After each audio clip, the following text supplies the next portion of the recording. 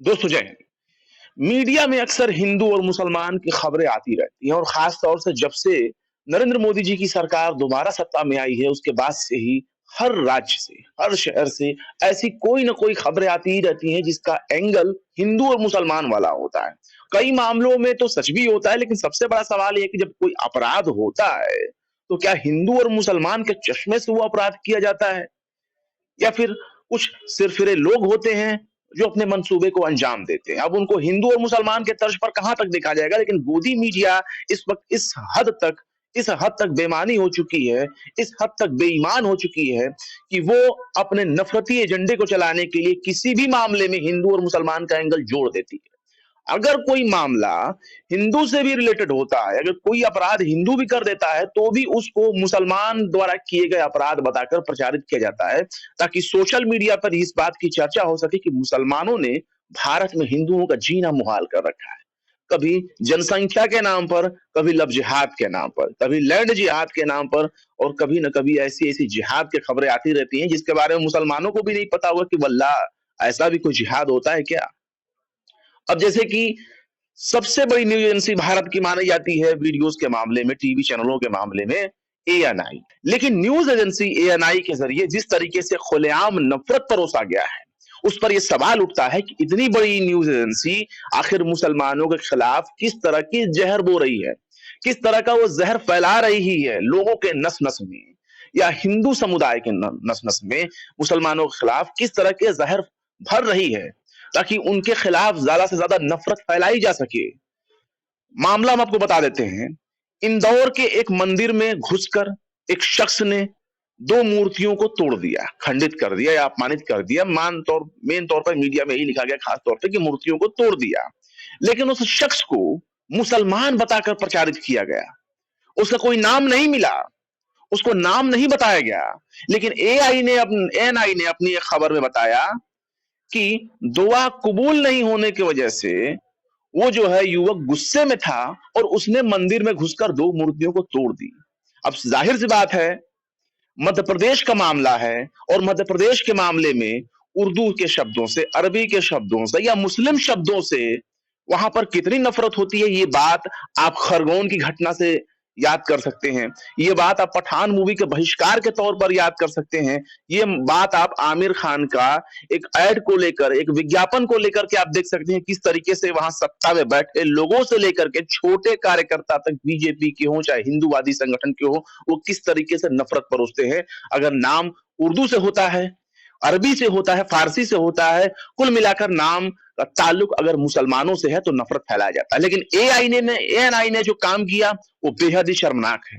ANI ने बाकायदा police के बड़े अधिकारियों का हवाला देते हुए खबर प्रचारित किया और उसको अपने नफरत के एजेंडे पर खुल करके परोसा। एएनआई ने 14-15 घंटे पहले, यानी 5 जनवरी को ही उसने एक ट्वीट किया और लिखा, इंदौर में 2 मंदिरों में मूर्तियां तोड़ने के आरोप में पुलिस ने एक आरोपी को गिरफ्तार किया। देखिए, मैं तो सिर्फ 2 मूर्तियां गिन रहा था, इसने तो 2 मंदिरों में घुसकर तोड़फोड़ की। इंदौर में 2 मंदिरों में मूर्ति तोड़ने के आरोप में पुलिस ने एक व्यक्ति को गिरफ्तार किया। कौन सा व्यक्ति है उसका नाम नहीं लिखा, लेकिन उसको मुस्लिम रंग कैसे दिया जाए, उसको मुसलमानों से कैसे जोड़ा जाए, इसके लिए बहुत ही चालाकी से इसने काम किया। इसने आगे लिखा कि जांच की जा रही है।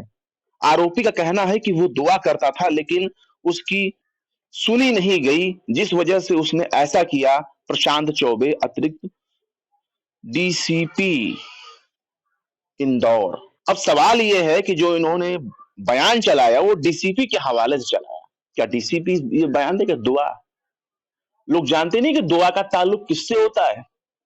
लोग जानते नहीं कि दुआ शब्द अगर कहीं इस्तेमाल होता है तो वो किसके लिए इस्तेमाल होता है। आप सोचिए, ये शब्दों का घेर-फेर है और ये शब्दों के खेल के जरिए किस तरीके से नफरत फैलाई जा रही है। अब इस मामले में क्या डीसीपी को जिम्मेदार माना जाए, इंदौर के एडिशनल डीसीपी को, या फिर एएनआई खबर एजेंसी को मानी जाए? अगर उन्होंने दुआ शब्द लिखा भी था तो बहुत से शब्द ऐसे होते हैं। हम लोग मीडिया कर्मी हैं, हम लोगों ने लंबा समय टीवी में बिता दिया, अखबारों में बिता दिया, वेबसाइट में बिता दिया, लेकिन हम लोग को पता है कि अगर सामने वाला कोई अगर बात बोल रहा होता है तो हम उसको मीडिया के शब्दों में किस तरीके से लिखेंगे। मीडिया की एक मर्यादा होती है। अगर कोई बयान गलत दे भी दिया जाता है, वहां टोका जाता है कि सर आप ये बात बोल रहे हैं, ये कैसे बोल रहे हैं। तो अगर बाइट देने वाले अधिकारी के जहन में अगर कोई ख्याल नहीं होता, तो कम से कम तुरंत करेक्शन करके बता देता है कि नहीं आपको ऐसे बोलना है। क्या डीसीपी ने इस तरह से बोला होगा? दुआ, वो प्रार्थना भी बोल सकता था, मन्ना भी बोल सकता था, लेकिन एएनआई ने क्या लिखा? दुआ। दुआ का मतलब सीधे मुसलमान से जुड़ जाता है, ताकि ये लोगों को ख्याल रहे कि दो दो मंदिरों में घुस करके एक शख्स ने मूर्तियां तोड़ दी। अब मूर्तियां सिर्फ इसलिए तोड़ी क्योंकि उसकी दुआ कबूल नहीं हुई, और दुआ कबूल ना होना, उसकी दुआ सुनी नहीं गई, ये बात अगर किसी डीसीपी के हवाले से किया जाए, बड़े आला अधिकारी पुलिस अधिकारी के जरिए हवाले से किया जाए, और लिखने वाला अगर एएनआई है, तो सवाल उठता है कि डीसीपी झूठ बोल रहा है, डीसीपी प्रोपेगेंडा कर रहा है, पुलिस अधिकारी प्रोपेगेंडा कर रहा है, या एएनआई प्रोपेगेंडा कर रही है। ये अपने आप में बहुत बड़ा सवाल है, और सवाल उठता है देश के उस सूचना तंत्र पर जो सब पर निगरानी करती है, जो सबका ट्वीट खंगालती है, जो सबके रिपोर्ट खंगालती है, जो सबके प्रोग्राम खंगालती है कि आपको ये एपिसोड नहीं चलाना, आपका ये वीडियो विवादित है, हम इसे नहीं चलने देंगे, हम इसको बैन कर देंगे। न्यूज एजेंसी पर जरा एक बार सवाल उठा के दिखाएं। क्या अगर कोई अधिकारी जहरीला बयान भी देता है तो समाचार एजेंसी उस जहरीले बयान को कोट करके छाप देगी, फैला देगी? इस समाचार एजेंसी की जिम्मेदारी होती है, और उसी समाचार एजेंसी के हवाले से पूरी दुनिया में खबरें जाती है। लेकिन मामला क्या होता है? मामला तो वहां हिंदू का निकलता है, लेकिन इस मामले में खबर बताई भी किसने? खबर बताई है इस मामले में मोहम्मद जुबैर ने।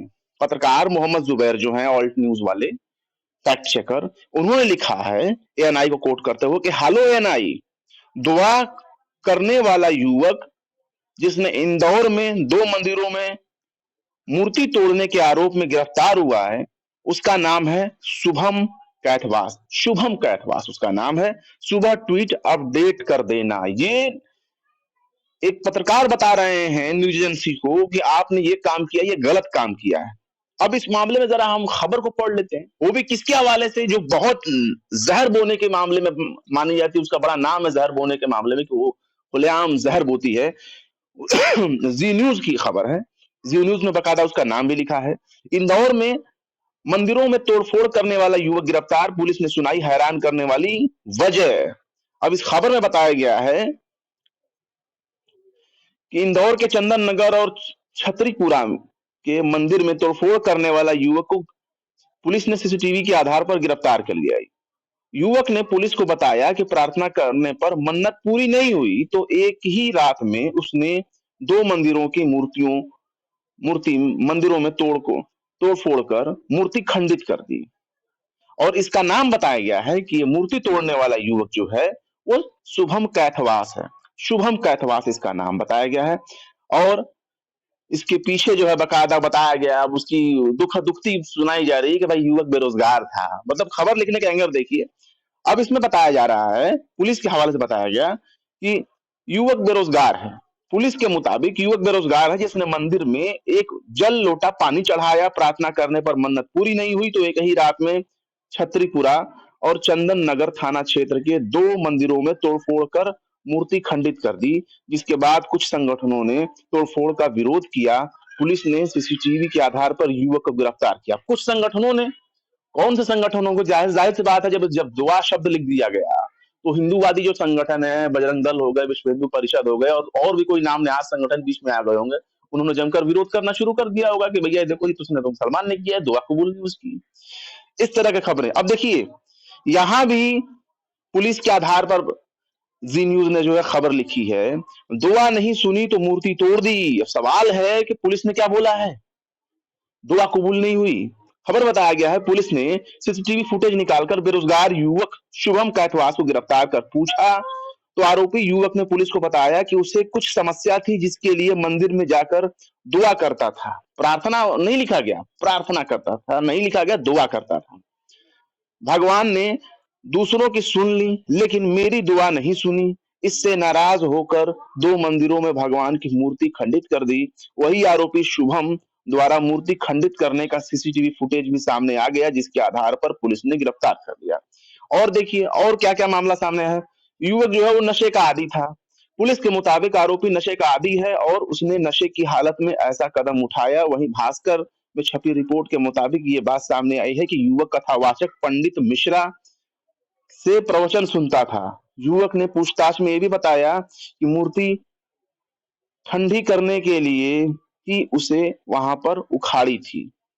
पता नहीं मूर्ति ठंडी की या क्या किया, ये तो समझ में नहीं आया, लेकिन मीडिया का प्रोपेगेंडा आपको समझ में आ जाएगा। सबसे बड़ा सवाल ये है कि वहां की पुलिस कैसी है जिसने प्रार्थना की जगह पे दुआ शब्द का इस्तेमाल किया और एएनआई ने उसको लिख दिया। यहाँ पे प्रार्थना शुरू होना चाहिए था, दुआ लिख दिया गया। हद है, इस नफरत की इंतहा हो गई है साहब। आखिर ये नफरत मीडिया के जरिए ही फैलाई जा रही है, और जब सत्ता में और पुलिस प्रशासन में ऐसे ही लोग बैठाए गए हों जो शब्दों को तोड़ मरोड़ कर पेश करते हों, तो जाहिर सी बात है नफरत तो फैलेगा, और उस नफरत को कौन रोकेगा? जवाब है कोई नहीं। क्योंकि जब सत्ता में बैठे मुहाफिज ही, जब वर्दी के मुहाफिज ही कलंकित कर रहे हो अपनी वर्दी को, तो ऐसी घटनाएं एक बार नहीं बार बार सामने आएंगी। फिलहाल क्या कहेंगे इस खबर के मामले में, कमेंट बॉक्स में जरूर बताएं। वीडियो पसंद आए तो लाइक करें, शेयर करें, और बेबाक निष्पक्ष स्वतंत्र पत्रकारिता को सपोर्ट करने के लिए हमारे चैनल टाइम्स मेल को जरूर से जरूर सब्सक्राइब करें, और हाँ, बेल आइकन का घंटी वाला नोटिफिकेशन बटन भी जरूर दबा दें ताकि हमारे चैनल पर आने वाले नए वीडियो की नोटिफिकेशन आपको फौरन ही मिल जाए। फिर मिलते हैं किसी और वीडियो में एक नई खबर के साथ। शम्स तबरेज को दीजिए इजाजत। जय हिंद। तो देख लिया आपने हमारे इस वीडियो को। हमें उम्मीद है कि आपने हमारे वीडियो को लाइक किया होगा और दूसरों को भी शेयर किया होगा। अगर अभी तक आपने हमारे चैनल टाइम्स मेल को सब्सक्राइब नहीं किया है तो जल्दी से सब्सक्राइब कर दें और बेल आइकन भी प्रेस कर दें।